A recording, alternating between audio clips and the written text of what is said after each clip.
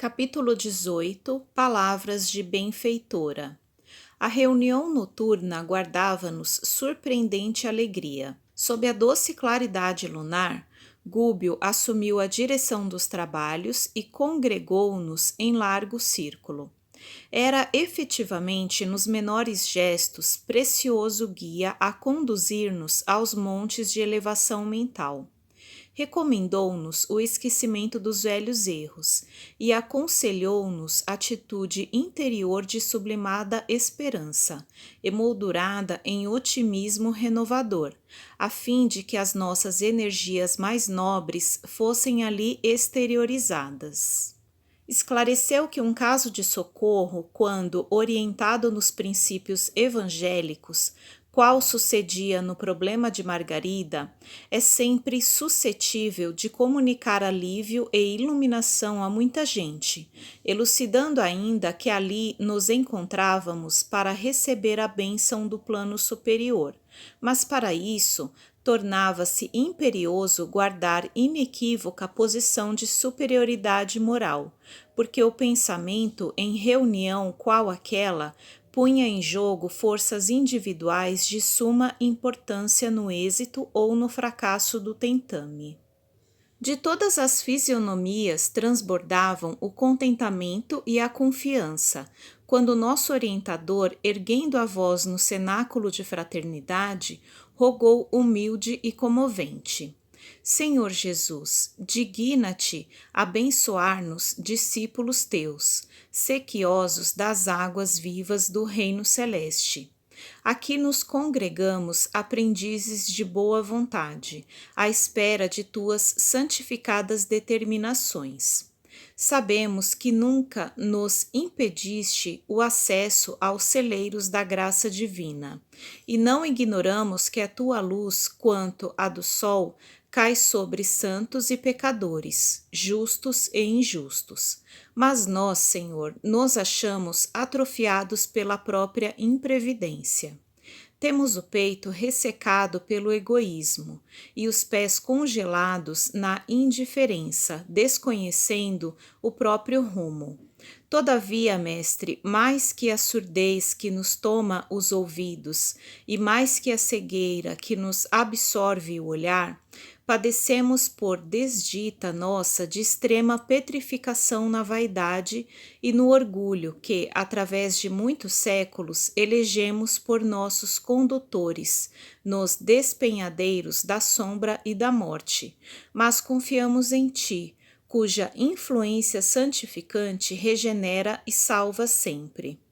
Poderoso amigo, tu que abres o seio da terra pela vontade do Supremo Pai, usando a lava comburente, liberta-nos o espírito dos velhos cárceres do eu, ainda que para isso sejamos compelidos a passar pelo vulcão do sofrimento.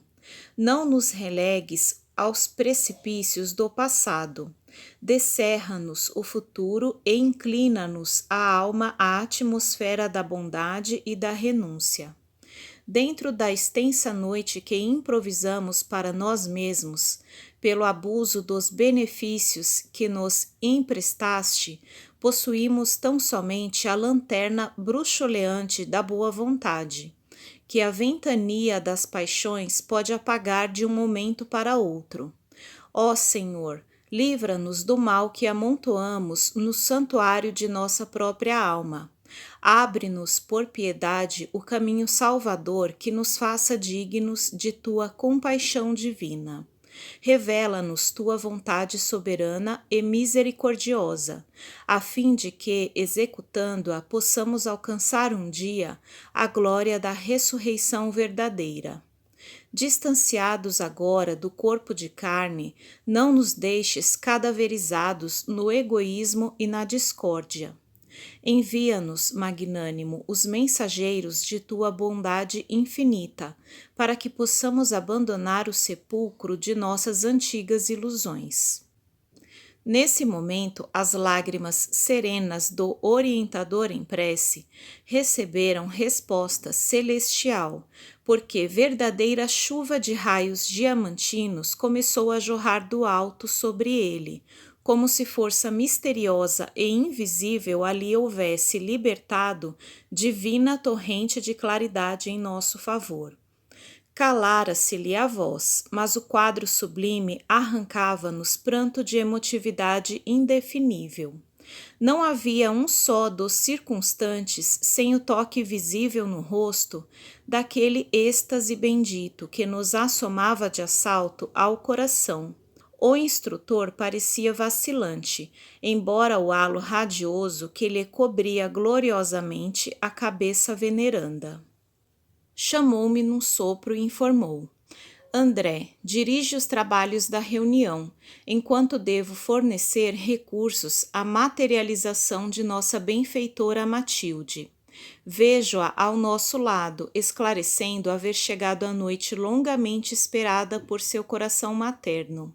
Antes do reencontro com Gregório, em companhia de bem-aventuradas entidades que a assistem, pretende ela visitar-nos de maneira tangível, encorajando quantos a que hoje se candidatam ao serviço preparatório de ingresso em círculos superiores. Tremi perante a ordem, mas não hesitei. Tomei-lhe o lugar sem detença, enquanto o sábio mentor se recolhia a 2 passos de nós, em profunda meditação. Reparamos em silêncio que luz brilhante e doce passou a se lhe irradiar do peito, do semblante e das mãos em ondas sucessivas, semelhando-se à matéria estelar, tenuíssima, porque as irradiações pairavam em torno, como que formando singulares paradas nos movimentos que lhe eram característicos.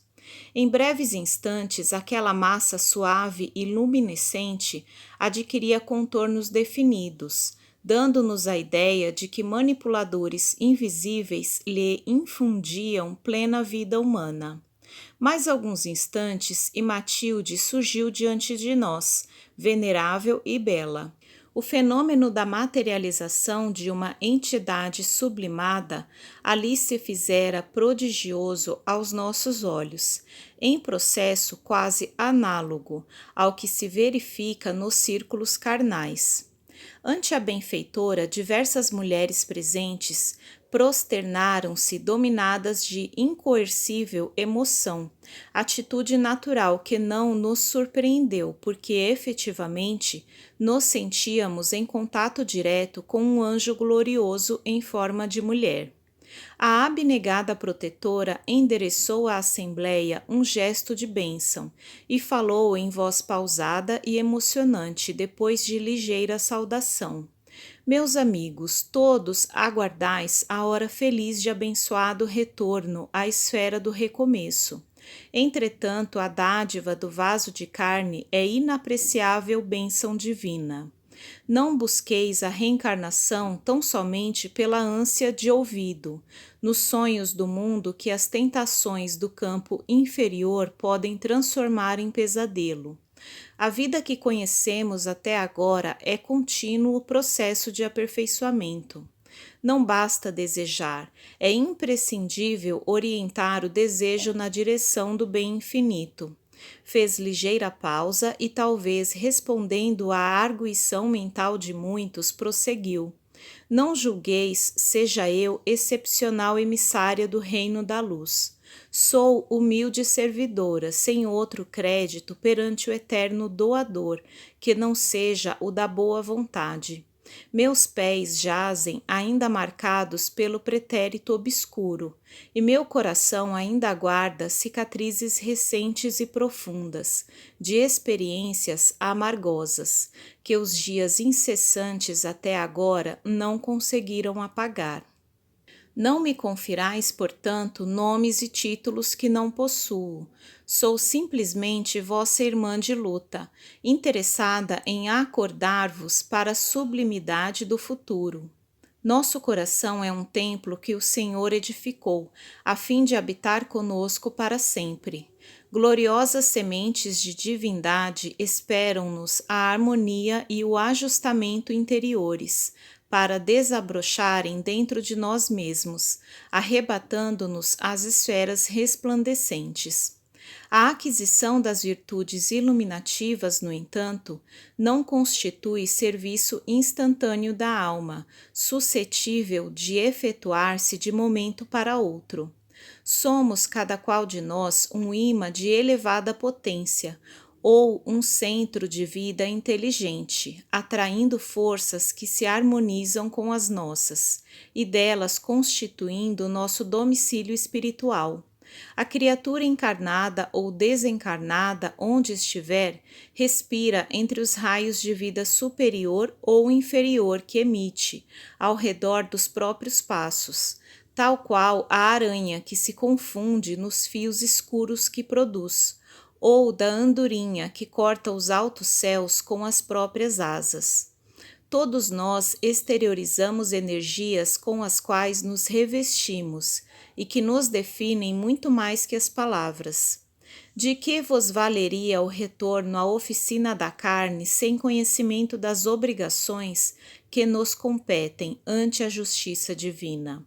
Que nos adiantaria o temporário esquecimento do passado sem nos integrarmos na responsabilidade, a maior força capaz de nos socorrer nos círculos de matéria densa e que se traduz em tendência nobre a persistir conosco? A volta à vestimenta física é uma bênção que poderemos conseguir à custa de generosas intercessões, quando nos faleçam méritos para obtê-la, no instante oportuno, por nós mesmos, tanto quanto é possível conseguir trabalho digno na esfera da crosta, movimentando amigos que nos conduzam aos objetivos disputados. No entanto, qual ocorre a muitos encarnados que se localizam em respeitáveis quadros de serviço, tão só para usarem direitos que nada fizeram pelos merecer, com flagrante abuso das leis que nos regem as ações, muitas almas procuram o santuário da carne, formulando precipitadas promessas, e nele penetram agravando os próprios débitos. Tímidas, levianas ou inconsequentes, aproveitam o estágio bendito na região da neblina. Nota de rodapé. Região da neblina é também sinônimo de esfera carnal, nota do autor espiritual, para repetirem as mesmas faltas de outra época, com absoluta perda do tempo, que é patrimônio do Senhor. Nesse momento, dentro de breve intervalo que imprimiu a alocução edificante e piedosa, Matilde estendeu-nos as mãos que despendiam raios de intensa luz e exclamou maternal: rogais o regresso à sombra protetora da carne, no propósito de desfazer os sinais desagradáveis que vos marcam a veste espiritual. Contudo, já armazenastes suficiente força para esquecer os males que vos foram causados na crosta da terra. Reconheceis os vossos erros a ponto de aceitar a necessária retificação? Fortalecestes o ânimo a fim de examinar as necessidades que vos são peculiares sem aflições alucinatórias? Aprendestes a servir com o Cordeiro Divino até ao sacrifício pessoal na cruz da incompreensão humana, anulando na própria alma as zonas viciadas de sintonia com os poderes das trevas? Já auxiliastes os companheiros de caminho evolutivo e salvador com a intensidade e a eficiência que vos justifiquem a rogativa de colaboração intercessora? Que boas obras já efetuastes a fim de rogardes novos recursos do céu? Com quem contais para vencer nas experiências por vindouras? Acreditais porventura que o lavrador recolherá sem plantar? Armazenastes bastante serenidade e entendimento no coração, de modo a não vos intoxicardes amanhã no plano físico, sob o bombardeio sutil dos raios pardos da cólera, da inveja ou do ciúme nefasto? Permaneceis convencidos de que ninguém se aquecerá ao sol divino sem abrir o próprio coração às correntes da luz eterna? Ignorais acaso que é preciso igualmente trabalhar para que se mereça a bênção de um templo carnal na terra? Que amigos beneficiastes para pedir-lhes a ternura e o sacrifício da paternidade e da maternidade no mundo em vosso favor. Não vos iludais. Somente as criaturas primitivas nos círculos selvagens da natureza conhecem por agora a semi-inconsciência do viver, por se abeirarem ainda dos reinos inferiores. Recebem a reencarnação quase ao jeito dos irracionais, que aperfeiçoam instintos para ingressarem mais tarde no santuário da razão.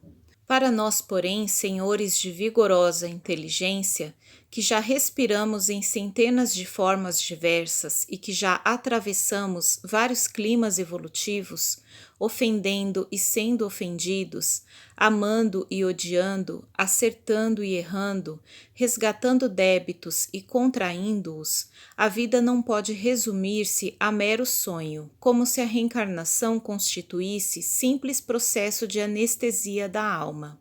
É indispensável, pois, que nos refaçamos, aprimorando o tom vibratório de nossa consciência, alargando-a para o bem supremo e iluminando-a à claridade renovadora do Divino Mestre. A mente humana, honrando os patrimônios celestiais que lhe foram conferidos, não poderá vegetar à feição do arbusto enfezado que nada produz de útil na economia do orbe, nem deve imitar o irracional que se localiza na retaguarda da inteligência incompleta.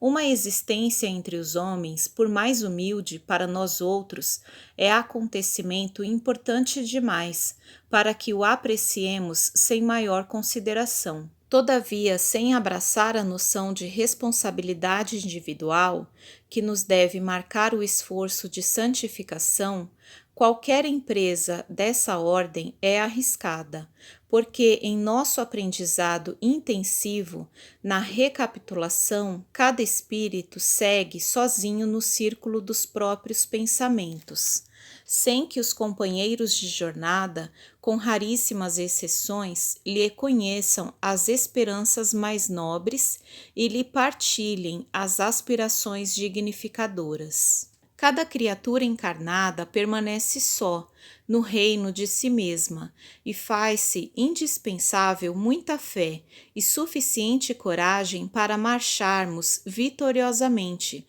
sob o invisível madeiro redentor que nos aperfeiçoa a vida até ao Calvário da Suprema Ressurreição. Nesse instante, Matilde fez longa pausa na alocução, com que nos enriquecia aquela hora de sabedoria e luz, e acercou-se de Gúbio, prostrado e palidíssimo. Afagou-o bondosa com palavras de agradecimento, e em seguida, como se desejasse quebrar a feição de solenidade que a sua presença nos imprimira à reunião, dirigiu-se com acento carinhoso aos ouvintes, rogando-lhes que se pronunciassem acerca dos projetos acalentados para o futuro. Vozes de gratidão elevaram-se comovidas. Um cavalheiro de olhos fulgurantes destacou-se e foi claro na consulta. Grande benfeitora, disse gravemente, fui duplamente homicida na derradeira romagem terrestre. Respirei muitos anos no corpo carnal, como se fora a pessoa mais tranquila do mundo. Não obstante trazer a consciência tisnada de remorso e as mãos enodoadas de sangue humano. Ludibriei quantos me cercavam através da máscara da hipocrisia. Atravessando os umbrais do túmulo, atormentado de acerbas reminiscências, supus que tremendas acusações me esperariam. Semelhante expectativa aliviava-me de algum modo, porque o criminoso perseguido pelo remorso encontra verdadeiro socorro nas humilhações que o espezinham. Contudo, não encontrei senão desprezo com aviltamento de mim próprio. Minhas vítimas distanciaram-se de mim, desculparam-me e esqueceram-me. Vejo-me, todavia, acicatado por forças punitivas que nunca poderei descrever com as minúcias desejáveis. Há um tribunal invisível em minha consciência, e debalde procuro fugir aos sítios em que menoscabei as obrigações de respeito ao próximo. Abafando os soluços, rematou comovente. Como iniciar o esforço de minha restauração? Tão imensa tristeza perspassava naquela voz humilde que nos sentíamos todos tocados nas fibras mais íntimas. Matilde, contudo, respondeu sem titubear. Outros irmãos, não longe de nós, suportando a carga das mesmas culpas, peregrinam, desditosos, entre o pesadelo e a aflição inomináveis. Abre teu coração para eles. Começarás ajudando-os a enxergar a senda regenerativa, alimentando-os com esperanças e ideais novos e atraindo-os ao trabalho de sublimação, pelo esforço na constante aplicação do bem. Sofrer-lhe-ás as injúrias, os remoques, as incompreensões, mas descobrirás um meio de ampará-los com eficiência e brandura. Depois de semelhante sementeira, principiarás a recolher as bênçãos de paz e de luz. Porquanto o espírito que ensina com amor, embora delituoso e imperfeito, acaba aprendendo as mais difíceis lições da responsabilidade que adquire, transmitindo a outros revelações salvadoras, que lhe não pertencem. Realizado esse serviço nobilitante, retomarás então mais tarde o corpo físico, recapitulando os ensinamentos que gravaste na mente interessada em renovar-se. Reencontrarás daí em diante 1000 motivos para a cólera violenta e a tentação de eliminar adversários, prostando-os a golpe mortal. Visitar-te-á com frequência o coração. Se souberes, porém, e sobretudo, se quiseres vencer os próprios impulsos destrutivos, quando te encontrares em plena e abençoada luta na esfera do recomeço, plantando amor e paz, luz e aperfeiçoamento ao redor dos teus pés, então terás demonstrado aproveitamento real e efetivo das dádivas recebidas e revelar-te-ás preparado para maior ascensão. Antes que a emissária pudesse imprimir novo brilho ao ensinamento, chorosa mulher recorreu-lhe ao conselho, exclamando humilhada: Grande mensageira do bem, confesso aqui minhas faltas diante de todos e peço-te, roteiro salvador. Enquanto encarnada, nunca fui punida pelos meus excessos no abuso dos sentidos. Possuí um lar que não honrei, um esposo que depressa esqueci e filhos que afastei deliberadamente de meu convívio, para gozar à saciedade os prazeres que a mocidade me oferecia.